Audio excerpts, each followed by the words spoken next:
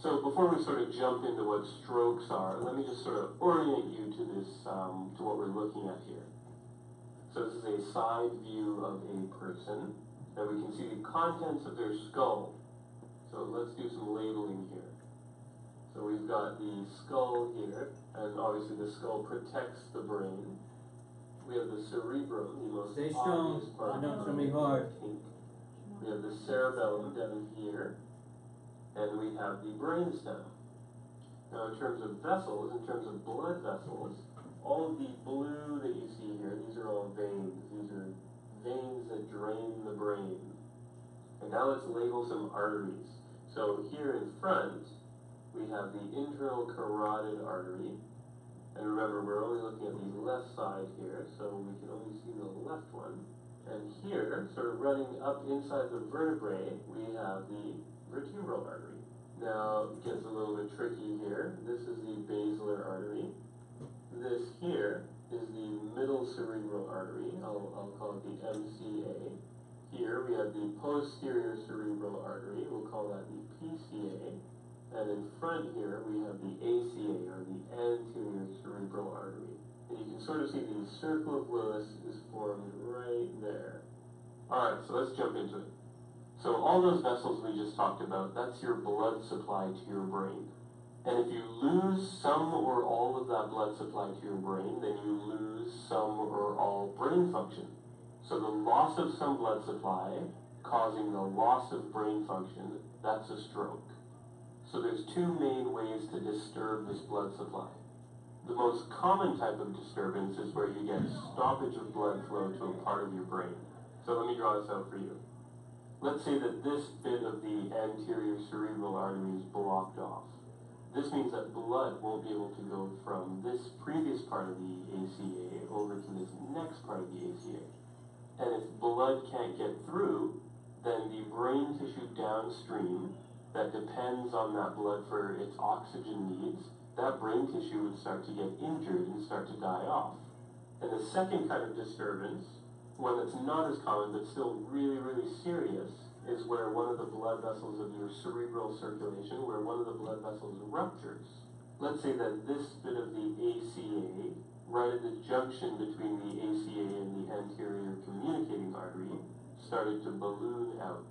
Right? It started to form an aneurysm. Well, eventually that aneurysm could rupture. And if it ruptured, you'd start leaking blood out of your cerebral circulation and into the space around your brain. So if that happens, there's two major consequences. First, because you're leaking blood out of your cerebral circulation, these downstream parts of say, your anterior cerebral artery here, obviously won't be getting any blood. So again, this downstream brain tissue is going to have a lack of oxygen around, so it'll start to get damaged. Also, the blood will start to collect and sort of push on your brain tissue and cause damage to your brain that way.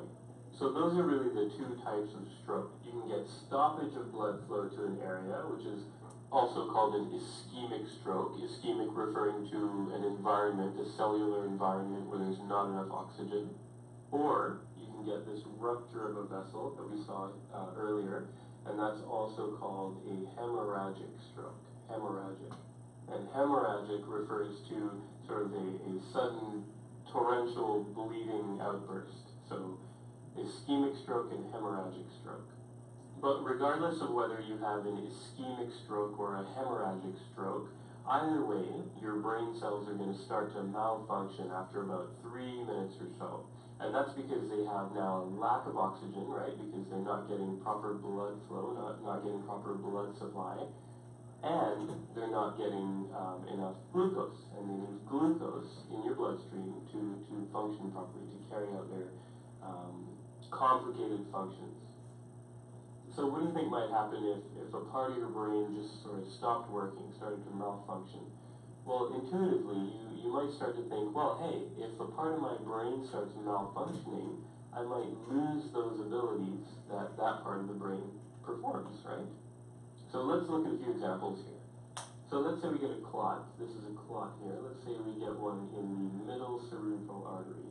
Well, if we get a clot here, then that means that blood isn't going to be able to get through the MCA, right? Here's blood in the MCA. All of a sudden, we're going to lose the abilities that the downstream parts of the brain perform, at least temporarily.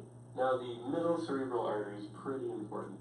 It actually supplies blood to two really important areas of the brain, one called Broca's area on the outside of the brain, and one called Wernicke's area, or Wernicke's area, depending on if you want to use the true German pronunciation. And these two areas are really, really important in determining your speech, determining how you speak and whether or not you can understand what people are saying to you. So if you get a big clot in your middle cerebral artery and you happen to stop blood supply to Broca's area and or Wernicke's area, you're going to end up with problems with your speech.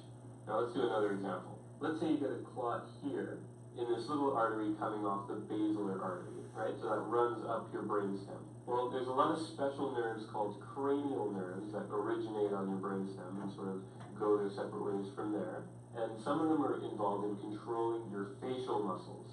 And if these neurons lose oxygen, it means that you might start to have the edges of your mouth droop. It means that your eyelids might start to droop. Basically, you might not be able to use some of the muscles of your face. So what exactly determines how bad a stroke is? Well, two things. Where in the brain it happens and how much brain tissue is actually damaged. And what determines that? Well, that's determined by which blood vessels are involved. For example, if you get a big clot right about here, then you're not going to allow blood to your brainstem. So your brainstem would start to die off, and that would be really, really bad, because your brainstem is really responsible for keeping you alive. Your brainstem has all of the regulatory centers that control your breathing and your heart, and a lot of your other vital functions. In contrast, if you got a clot, let's say in this tiny little vessel here, or in this tiny little vessel right about there, or in this one here, then how much brain injury would you end up with? Well, you'd end up with a little in each small area, and while ideally you don't have any brain injury, the sort of functional disability that you'd suffer if you had these small strokes compared to this really, really big and significant stroke, there would be a pretty big difference there. So just to reiterate, the severity of the stroke depends on where you get your stroke, right? So again, you don't want to have it in your brainstem, and how much brain area is involved. And is this brain injury irreversible? Well, most of the time, yes. Neurons will start to die after about 4 minutes without oxygen. So what would cause a stroke to happen?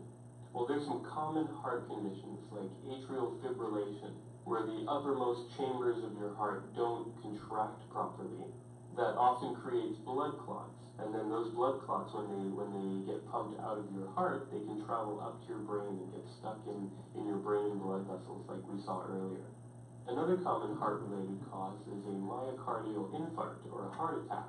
So when you have a heart attack, a part of your heart wall might start to not contract properly. So when that happens, little blood clots can grow on the heart wall and then be pumped out up into the brain. Another really common cause, and actually one of the most common causes of stroke, is when you get something called atherosclerosis, or buildup of sort of this fatty cholesterol plaque in the walls of your arteries. So let's say that you've got some cholesterol buildup in the wall of the artery here in the internal carotid. Well, as you can imagine, blood is going to have a really, really hard time getting past this sort of mass of cholesterol that's stuck in the wall of the artery, right? This atherosclerosis. And these can happen in multiple places in the brain too. And if you actually have one, you're likely to have another. So you might have one there, and you might have one here, you might have one there. So they're really, really dangerous atherosclerotic plaques. Now let me switch gears for a second and talk about something called a TIA, or a transient ischemic attack, also known as a mini stroke. A TIA is essentially a temporary interruption of blood flow to a part of the brain. So the symptoms of a TIA and a stroke, they're really similar, but the difference is that a TIA doesn't actually destroy brain cells and it doesn't cause permanent disability. So one of the key differences is that a TIA will resolve, it'll kind of go away within 24 hours, Whereas if you have a stroke, if you've had a proper stroke, you may not gain normal function again for weeks or months, or maybe even for the rest of your life. So let me just quickly show you what this would look like. So in a proper stroke, let's say this vessel gets blocked. Without treatment, this tissue will die off. But in a TIA, you'd get a little clot, this area would start to become injured, and then the clot would sort of spontaneously break up and go away. And then all of a sudden, this brain tissue would start to go back to normal again. And so in the vast majority of situations, you won't be left with any permanent brain cell death. So to finish off, let's just clear up a few misconceptions about stroke. So there's a common thought that strokes are primarily heart-related. And as we saw earlier, the heart's certainly involved in some causes of stroke, but strictly speaking, strokes are conditions related to a mismatch between cerebral blood flow supply and demand. So it's a brain problem. There's another common misconception that strokes only occur in the elderly. And while it's true that about 2/3 of strokes happen in the elderly, in people older than 65, a pretty significant 1/3 happen in people under 65. So strokes can happen in people of varying ages. Last, and probably the most important, strokes are not unpreventable. There's a lot of things you can do to reduce your risk of having a stroke, such as controlling any high blood pressure or stopping smoking. Okay, so, like the video said, neurological deficits, okay, when we get in with the stroke, depending on what area the stroke is, we're going to have those neurological deficits, right? So if it affects the speech, then we'll have the slurred speech, correct? If you expect the vision, you get into hemiparalysis, where it paralyzes an arm or the leg, one side of the body. So wherever that clot is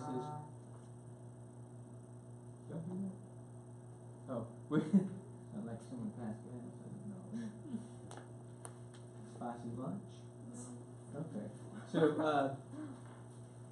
wherever the clot is, then that's what's going to affect. Like Chuck said, it almost sounds like a heart attack, right? I mean, in a way, except that it affects multiple systems, where the heart attack only affects the heart. This can affect your speech, your facial muscles, movement, okay? For the elderly, a stroke is a huge concern, but like the guy said, you prevent that.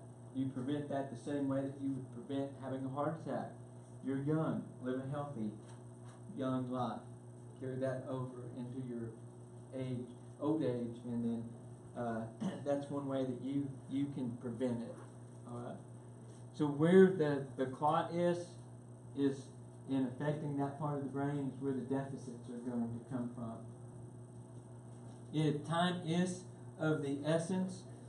They want who's been in the ER with the stroke, Coach Stroke come in? Yeah. So they come in. They say Coach Stroke. They had one the other day that they suspected lady having a stroke, and they took them from the ambulance to the CAT scan.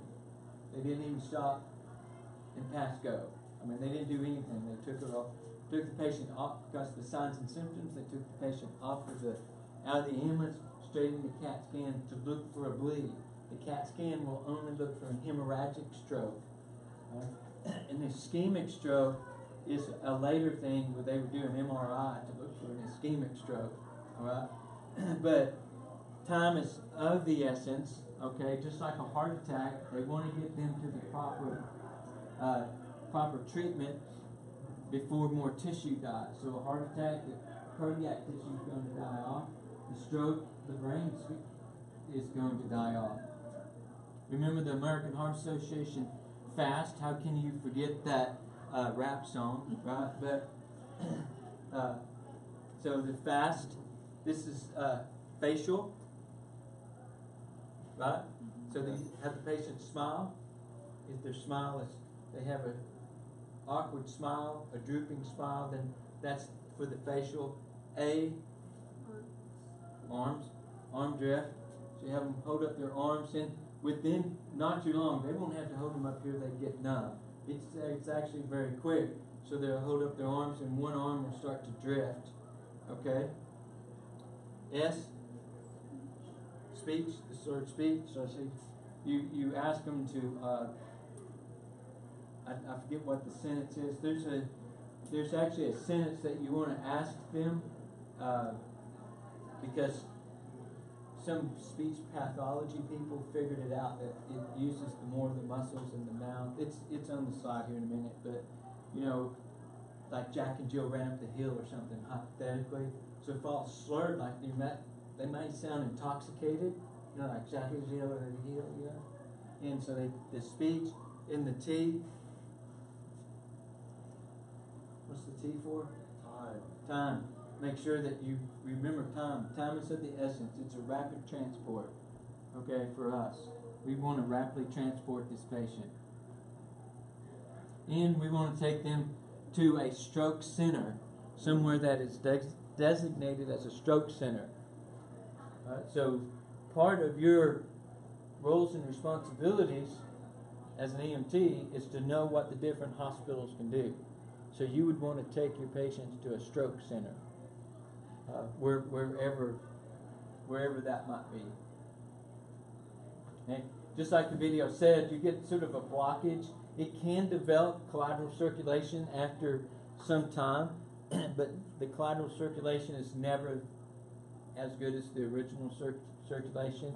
They become ischemic, so lack of oxygen to that tissue, and electrically silent is a new term that I haven't really heard, but all the cells in the brain fire electrically, right? Send neurons, neurological impulses, so they are silent. So if they are silent, then they're no longer sending that signal, correct? So whatever area of the brain is affected, it's no longer sending that signal out to do that. And it can be restored. Okay, so the goal is to restore the circulation the same way as in a heart attack. So just a quick picture. I've got some more detail I want to go in over this, the bleed part, the hemorrhagic stroke, okay? And then you have an ischemic stroke where you have a clot here. You might have an embolus. Remember the difference is an embolus moves from one part of the body to another. So that plaque breaking off into the heart, if it reaches a cerebral artery, then that's an embolism. A thrombus is plaque that is there, okay, that has built up in there. It doesn't move. It's not a moving one. So the two types, hemorrhagic stroke and ischemic stroke. And then the same wording, infarction. So if this area was infarcted, then that would be already dead tissue, right? Ischemia can be reversed because it's a lack of oxygen. So we reperfuse that, or we open that vessel up in order to regain blood flow. And the collateral flow over time, it may have collateral flow, meaning that there's more than one vessel that will go to that area, right? It's just like in your hand, okay? Your hand is a very important part of your body, correct? Mm-hmm. In fact, any important part of your body, you have multiple vessels going to it, just in case. You have a backup plan, all right? Your hand needs constant blood supply, the same way your brain does, right? So you have a radial pulse and a ulnar pulse, right? You have two pulses going up to your hand. You have two carotid arteries going up to your brain, which provides, then they break off into a gazillion different vessels, okay? So you do have collateral blood flow that will help out, but it's not the same. It's not the best blood flow. We've already talked ischemic and hemorrhagic. Ischemic without oxygen. So this is where the clot would be, where you have a hemorrhagic stroke or a head bleed. Keep that in mind. It's a head bleed. It's a head bleed caused by a stroke. Okay, we'll talk about head bleeds caused by trauma later, right? But this one is caused by a stroke. So it's the same sort of development as as a head bleed. So,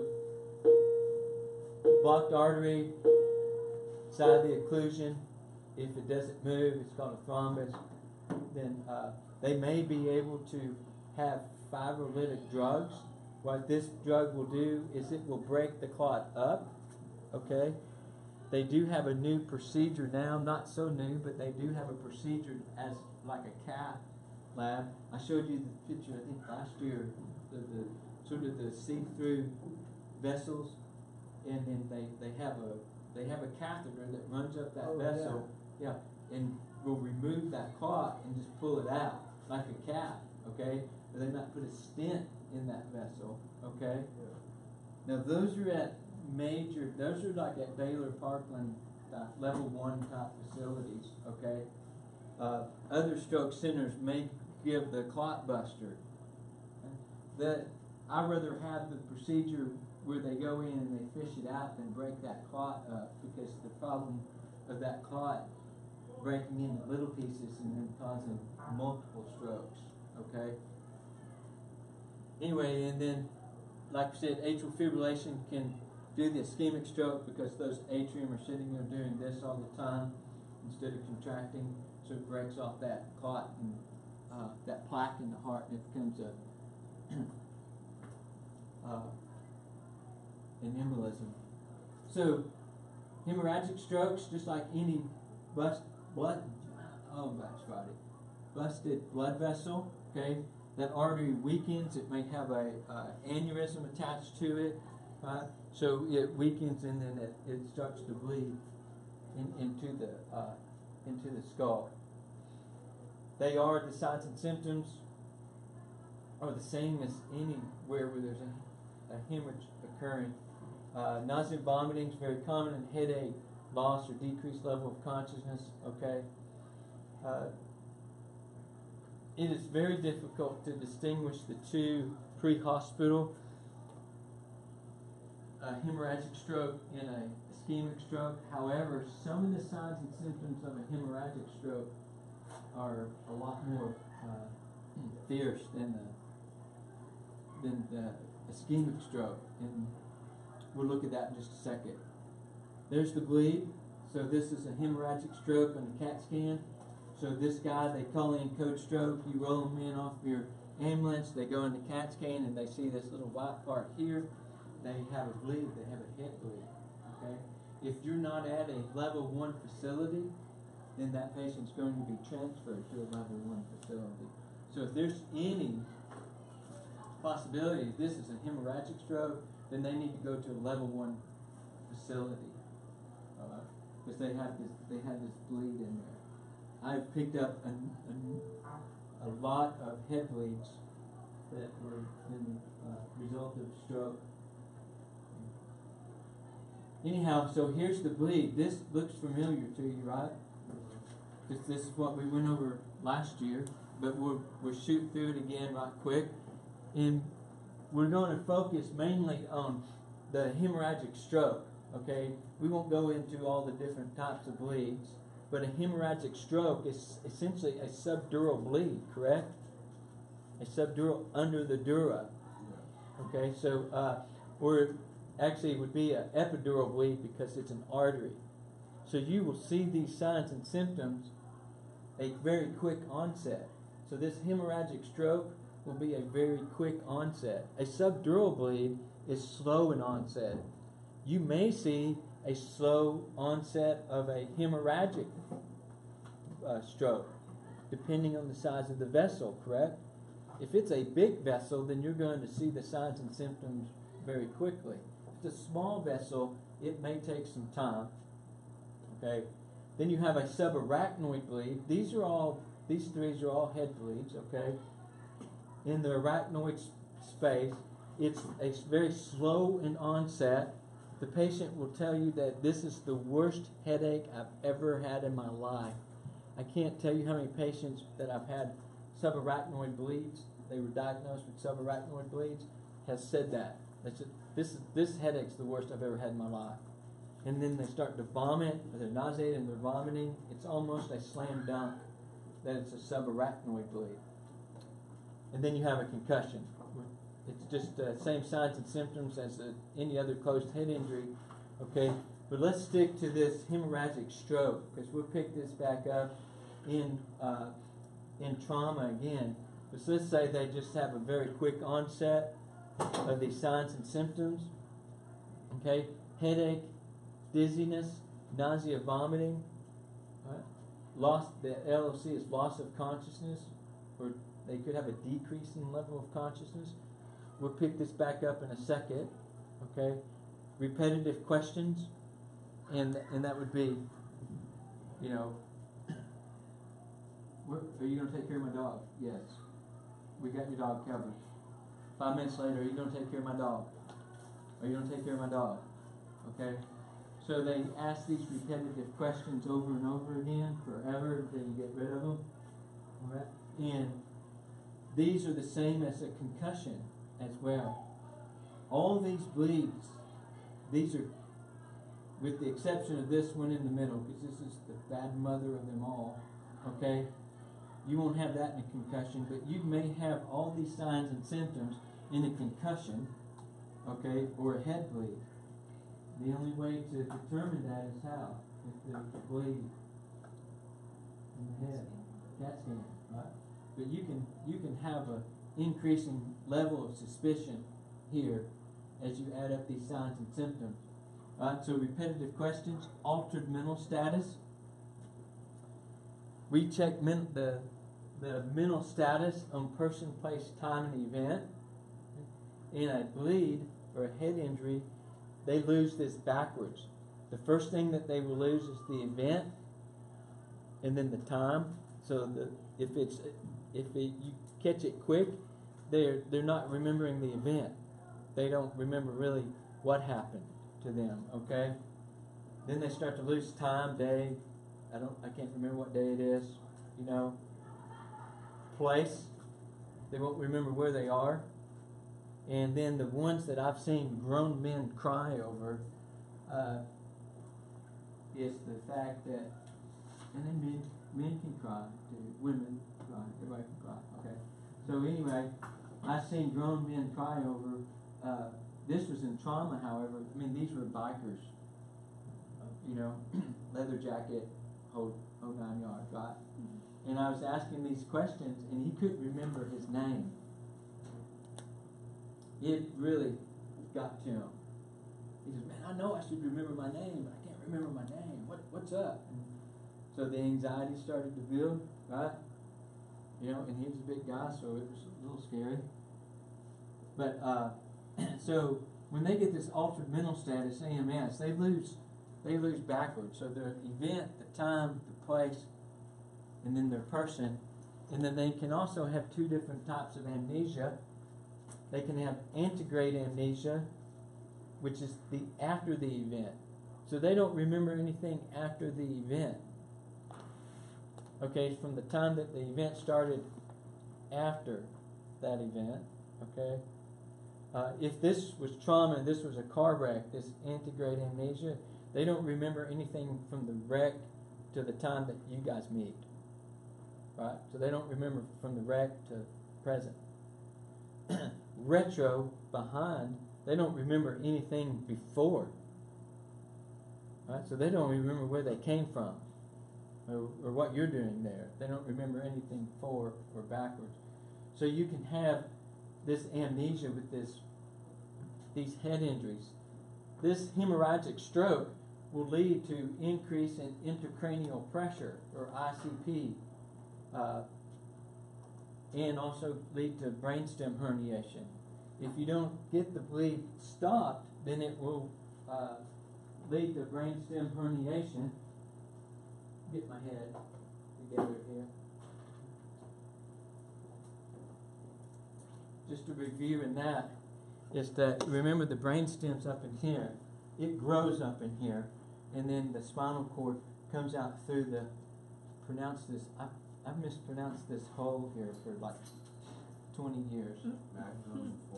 For Raymond, like that's how for Ramen, okay? I finally got off my duck and asked Google how to pronounce it. For Raymond Magnum, okay, this hole here, So what happens is if you have a bunch of blood up in here in that very soft tissue, remember that unfixed brain is the consistency of butter, stick butter. So now that blood starts pushing that back and forth, and all of a sudden now it pushes the brainstem down through this hole. That's brainstem herniation. Most of the time that is fatal. That is irreversible most of the time. I know just, I think 2 people that it's not been fatal on.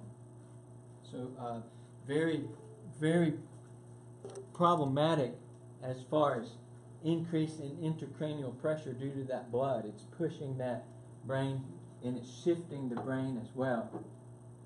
So what you get unchecked is you get this Cushing's triad, which is here. The patient will start to get hypertensive, and with that hypertension, I mean high blood pressure, like 200, right? High blood pressure, bradycardia, and irregular respirations. So they get the Shane-Stokes, what's called Shane-Stokes respirations, which are deep and fast, followed by apnea, or no breathing, right? They stop breathing for a period of time, short period of time, followed by deep, fast respirations. So this is Cushing's triad. This is the mother of all bad things happen in a bleed, whether it's through trauma or through a hemorrhagic stroke. So all these things could take place, okay, in these different bleeds. A head bleed is a head bleed. Okay? Concussions, you wouldn't get these real bad signs and symptoms on a concussion. Oh, and here, when the brainstem herniates, it causes the pupils to become unequal. So you have one blown pupil, one dilated pupil, and one constricted pupil.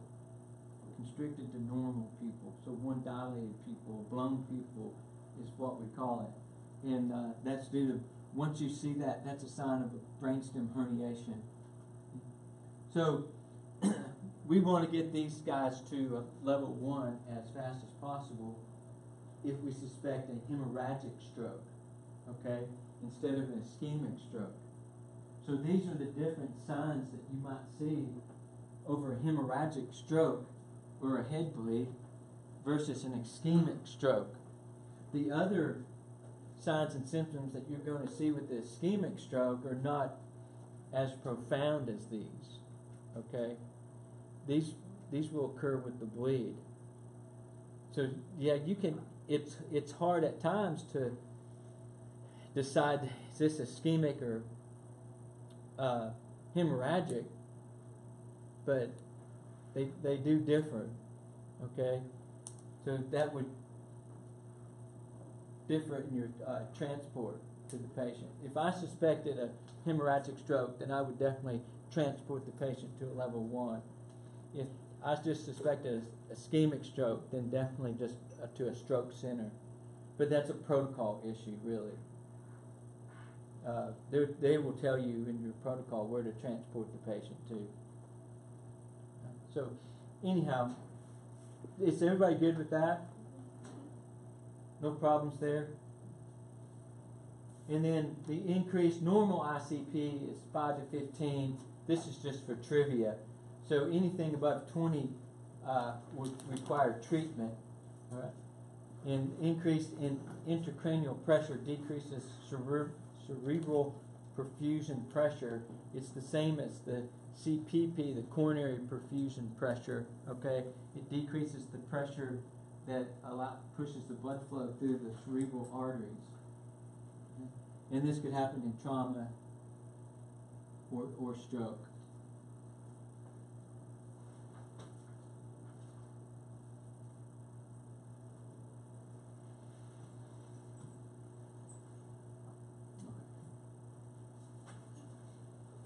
Alright, so we have the lady with the facial droop, the extremities.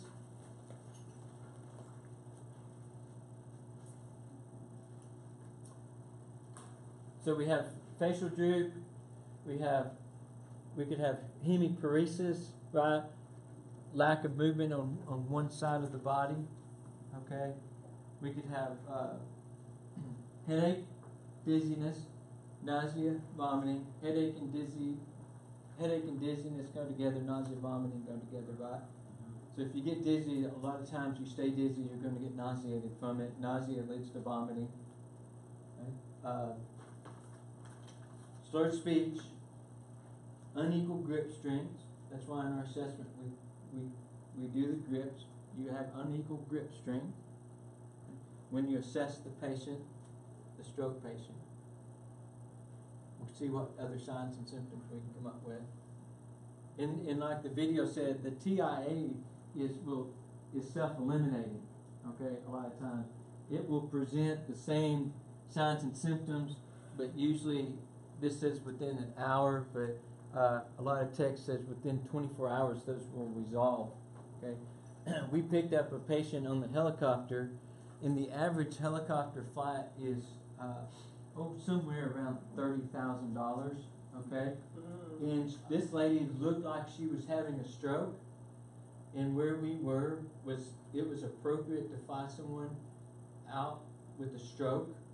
Okay, because there wasn't a stroke center nearby, so everything was appropriate, and it was at no fault to the ground crew. But in flight, her symptoms resolved. So she had a TIA, and so in flight, her symptoms resolved. So when we got to, I think it was Baylor, we had a patient that had no signs and symptoms, but a $30,000 bill. Yeah. Yeah. So. Better be sick than sorry. Never mind. But time we delivered her to the ED, she had literally no signs and symptoms. But what can you do, right? But the transit ischemic attack or TIA will self-resolve. Sudden weakness, like I said, in grip strength, hemiparalysis, facial droop. It is very rare to have them on both sides of the body, okay? But if you have hemiparalysis on the left, then the stroke is on the right side. That doesn't make any difference in what we do at all. That's just trivia, okay? But what we use as a guide is the FAST, okay? So that would be our how we would start diagnosing a stroke.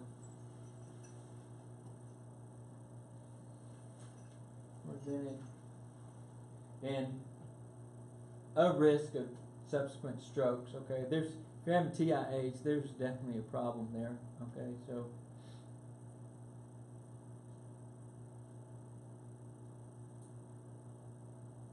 What does the S stand for again? For the fast? Speech. Let's skip that for now because I'm going to have to ask Google. Okay. So you would do your assessment the same way as any other medical patient. All right. You do a good sample, get OPQRST, maintain their airway, make sure they don't need to be ventilated, oxygenate if indicated. Remember the indications for oxygen. If indicated, oxygenate the patient, transport the patient. If they have hemiparalysis, protect that paralyzed side. Remember that they don't have control over that one side. Always note where they were found. That's with any patient, where the patient was found. That's an important part of documentation. The patient was found laying supine on the floor, laying supine in bed, right? Prone on the floor, on the side. That's every chart starts out documentation-wise with how the patient presented to you. Okay? And then, like we said, ABCs, adjunct. Maybe they need an NPA, OPA. Breathing patterns. Do they have that Cheyenne-Stokes breathing pattern that we talked about, right? That's more of a hemorrhagic. That I would play more on a hemorrhagic side. Okay. Weaknesses, speech, balance, coordination, dizziness, in the headache. Sudden onset. Okay. This, I think the video showed Granny with a glass of tea or something, and then drops the glass of tea and facial droop. All that takes place.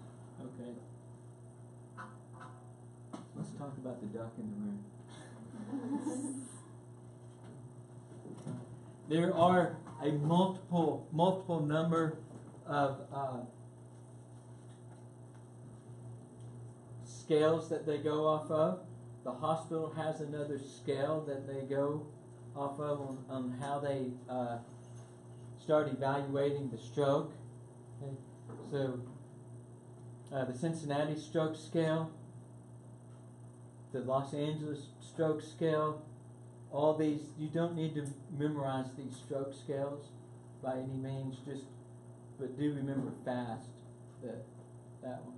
And then the types of stroke centers, there's a regular stroke center that may give that patient the clot buster medicine, right? The thrombolytic, okay? Or there's a interventional stroke center, which will actually go up and retrieve the clot and remove the clot. I'd rather go to level 1. So if there's any possibility of you picking me up one day, Baylor, please. Okay. Just letting you know now. That way we don't have to get, because I could have slurred speech, right? I could be having a stroke. And where do you want to go? Baylor. What do you say?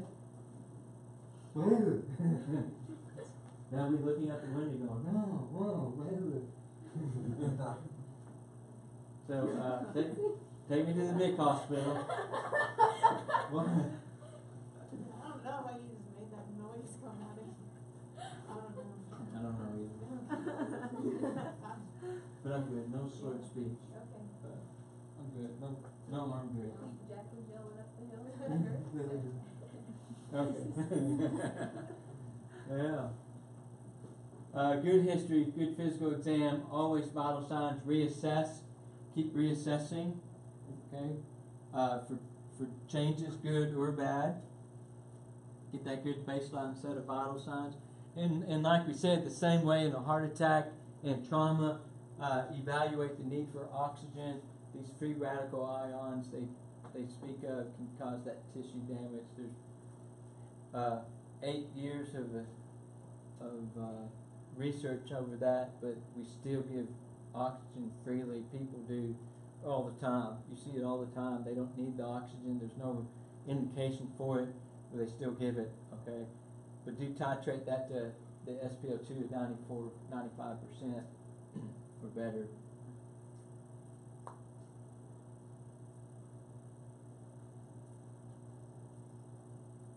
I would say that would normal, abnormal, okay? The arm drift in the hospital. If they're laying in bed, they'll have them lift their feet up. There's a lot of different things they do in the hospital. They're have them touch their tongue, stick their tongue out, touch their nose. A lot of different scales that they do. We just do the fast.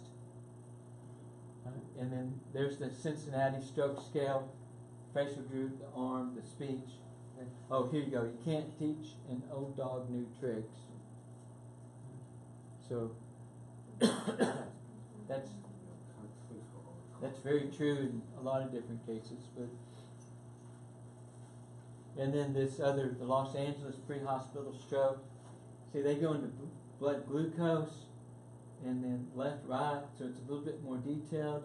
If you get down into the ones that they do in the hospital, I have a copy of it, and it was like 3 pages long that the doctor will come in and do.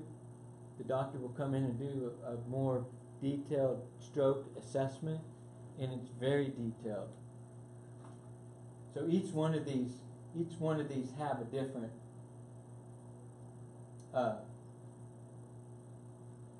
system that they do in the stroke scales.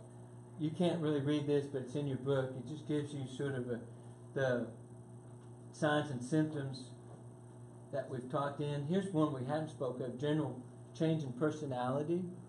All right. So they get a little altered. They have a change in their personality. I've seen that a lot where they call 911 just because Granny's not herself. Okay? And so sometimes that's a UTI, sometimes that's a stroke. It just depends.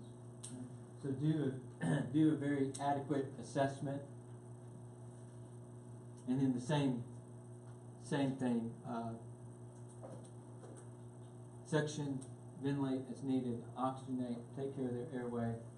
The left lateral recumbent position here, because let's say the patient has paralysis on this one side, you want to protect that side. You don't want that arm or leg falling off the stretcher or getting pinned somewhere. So you do want to protect the paralyzed side, right? So you lay them on their non-paralyzed side? Well, they lay it on the left recumbent position. If it's the right side, remember, if you lay them on their right side in a right lateral recumbent position, they're facing away from you in an ambulance. So you would place them on the left lateral recumbent so they would face you. But that's a good question. Let's say it's on their right side. So you can, this buckle here, I would buckle their arm in, okay, to protect it. Okay. If they were, I think they're making this up. It seems like she's semi-unconscious or unconscious. I would tie her arms together, actually. I'd make sure that it protected those extremities. One time we were fine, and we almost pulled this poor lady's arm off. It got hung up underneath the backboard when we were trying to get her in the helicopter. Long story, I'll tell you that. But it was different. Okay, so left lateral recumbent position is good. If there's not a spinal cord injury, obviously if you suspect a spinal cord injury, it was an unwitnessed fall or something, then they would be on a backboard. Spinal precautions. Oxygen is needed. Okay. If they're upright, they don't have any deficits, extremity deficits, you can set them upright. There has been some debate on that you would lay a stroke patient flat, supine all the time, because of the fact that when you're laying supine or standing up like I'm doing, the cerebral ICP, the intra. Oh, I'm losing it. Hang on. Am I having a stroke? Intracerebral pressure, ICP, okay, goes up at a 45-degree angle. So her ICP is higher now. Okay, yours is higher because you're sitting upright like this. Mine's less than yours because I'm standing. It would be less if I laid supine, laid down, like on that bed and took a nap. I could cover up with that big mom.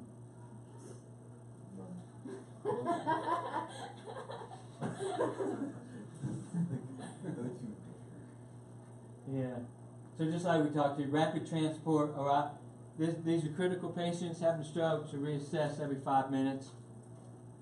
Unstable patients, reassess every 15 minutes, but a stroke patient, you're going to reassess every 5. Good? Everybody good on the type of stroke? Question? A lot of review, I think. Okay. What about a headache? Patient has a headache. They call an ambulance for a headache. Huh? It could be a lot of different things, okay? It could be that a leaking. Here's let's go from worse. The headache could be the subarachnoid bleed, right? Oh. Okay. Which I've seen many times, and they're complaining of headache, but it's a really bad headache that's making them throw up. And once they said, I have this really bad headache, or this is the worst headache in my life, and they said, oh, I vomited, or I've asked them, have you been vomiting?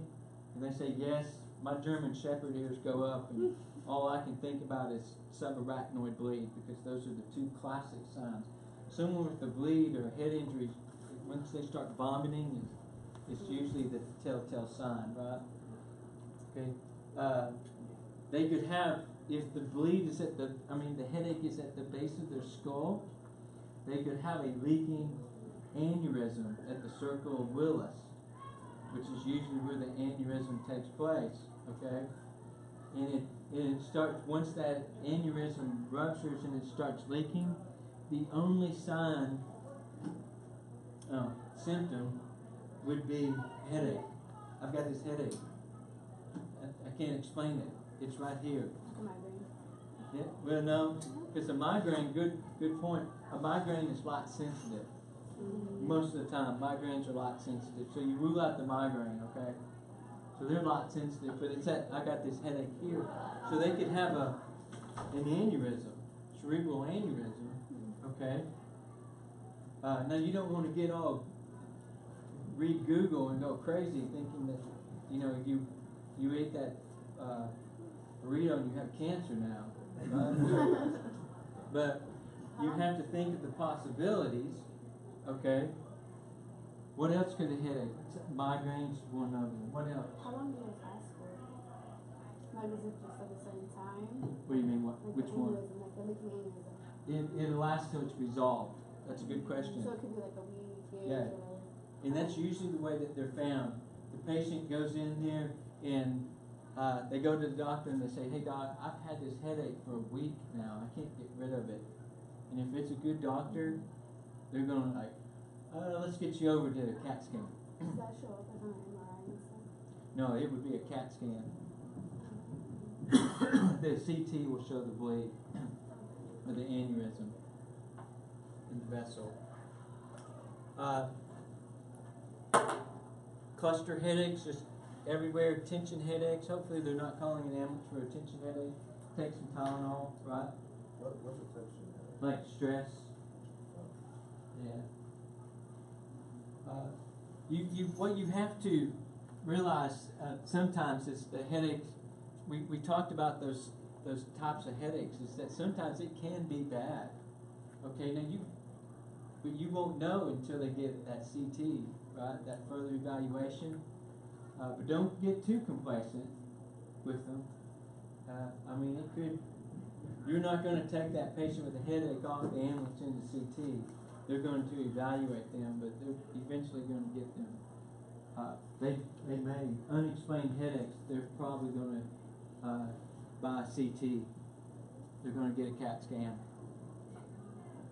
So ultramental, sensory motor behavior, it could cause a bleed. So this is one thing that we didn't talk about with the head bleeds. Probably need to add on there is seizures. They can start having seizures with it. Okay, so just like anything, we look at what it is. Okay, we look at the signs and symptoms, and we base what we do off signs and symptoms, or treatment off signs and symptoms. What about the fever and stiff neck? Let's say a high fever and stiff neck. What do you suspect?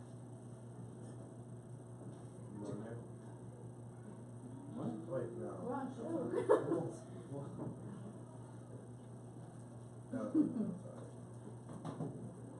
Starts with an M. You're getting a shot for it if you already have it. Meningitis. Yeah, meningitis, stiff neck. They can't touch their chin to their chest. They have a stiff neck. They have this outrageous fever.